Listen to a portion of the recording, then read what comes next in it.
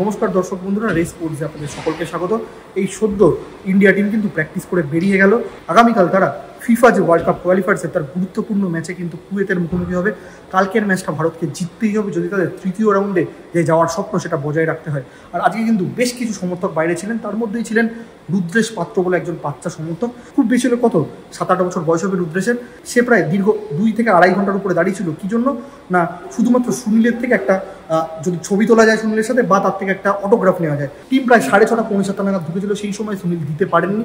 তবে বেরোনোর সময়ও এত হুড়োহুড়ি হয়েছিল, সুনীল কিন্তু উঠে গেছিলেন। তখনও মনে হচ্ছিল এই বাচ্চা ছেলেটি তার যে স্বপ্ন পূরণ সেটি হবে না, কিন্তু শেষ পর্যন্ত সুনীল বাস থেকে যখন দেখলেন যে সেই বাচ্চাটি তার কাছে খুব করে রিকোয়েস্ট করছে যে একবার যাতে সুনীল এসে তার সাথে কোনোভাবে ছবি তোলে বা তাকে অটোগ্রাফ দেয়, এত ভিড় ছিল সুনীল নামতে পারেননি অবশ্যই বাস থেকে, কিন্তু তিনি নিজের আসন থেকে উঠে এলেন এবং বাসের ঠিক সামনেটায় এসে খাতা চেয়ে নিলেন সেই বাচ্চাটির থেকে এবং সেই খাতার মধ্যে অটোগ্রাফ দিলেন এবং তা দেখে অবশ্যই খুবই খুশি হয়েছেন বাচ্চাটি।